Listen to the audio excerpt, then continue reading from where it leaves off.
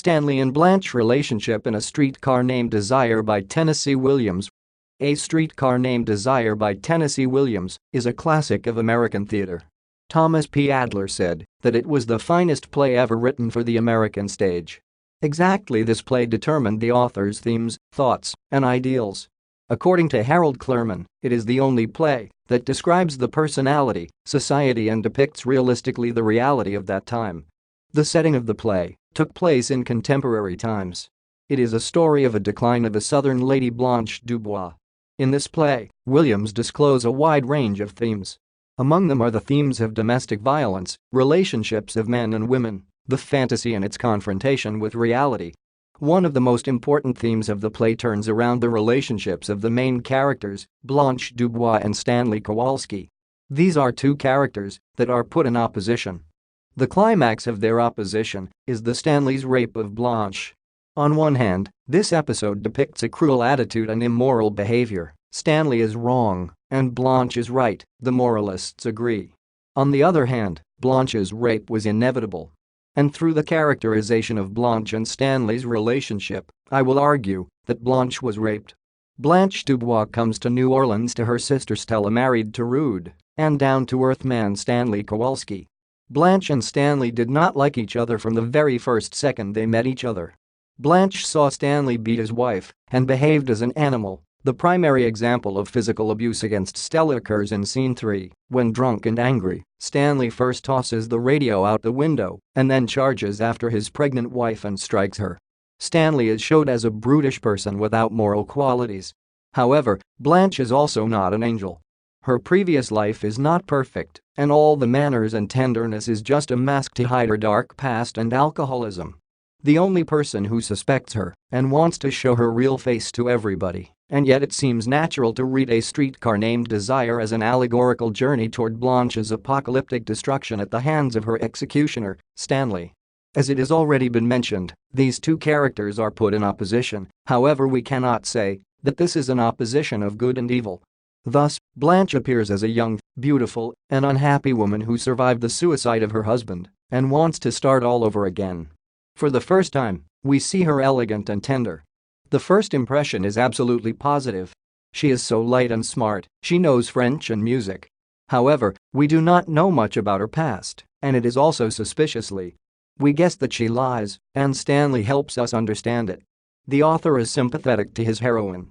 He does not idealize her, on the contrary, he is quite objective. He shows her live to whiskey and relations with men after her husband's death.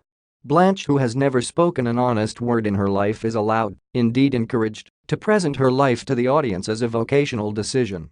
The impurity of Blanche's past suggests the final of the play, and it is a quite logical completion of the story. The truth cannot be hid, and everybody should pay for his or her actions. Blanche planned to marry Mitchell, but sooner or later, he would find out about her sins. She cannot escape the status of victim on many fronts, nor avert the plans which have led to her committal.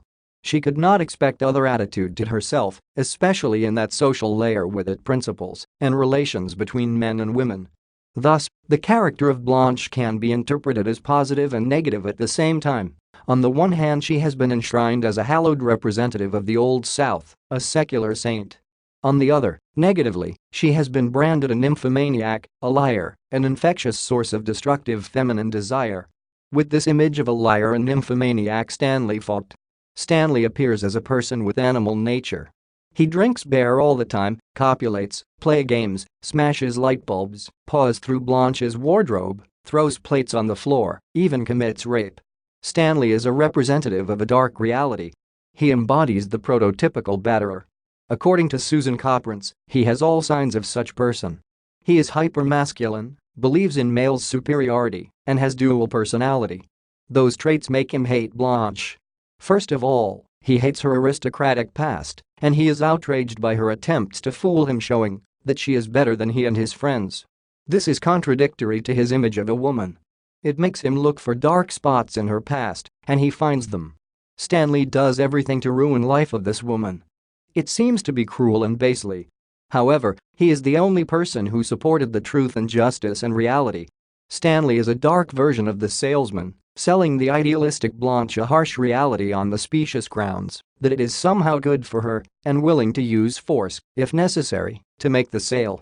The result of the confrontation of Stanley and Blanche was the rape. However, it cannot be considered as a cruel violation. Neither the context nor the scene manifests it.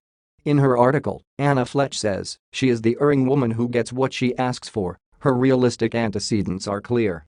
This is the way other men treated her, this is what she expected, this is how a logical flow of things should be like. All the situation and Blanche herself suggests rape to Stanley. If other men did it, why he cannot? Moreover, she does not resist, but sinks on her knees and remains inert. She is not only silent but crumpled, immobile, while he takes over control and agency. Thus, the scene of the rape denies any emotions, it is a conflict that arises between two characters. In addition, with this action Stanley returned Blanche to reality. As George Tolles mentions, Stanley's casually violent gesture recalls the rape and, less malevolently, repeats the realist's inalterable lesson: those who live entirely in dreams will perish. Thus, Blanche and Stanley are two characters put in opposition. Neither of them is perfect. Blanche lives with her dream, and she constantly lies to hide a cruel reality in her real past. Stanley is a representative of this cruel reality which opens Blanche's eyes through the violent action. However, both, with context, main characters' traits of character and actions, especially in the scene of a rape, the author coverts the meaning of the rape. Now, it is not just the act of violence, but the conflict that shows who is who in the play. This essay on Stanley and Blanche's relationship in A Streetcar Named Desire was written and submitted by user Max Horn to help you with your own studies. You are free to use it for research and reference purposes in order to write your own paper. However, you must cite it accordingly.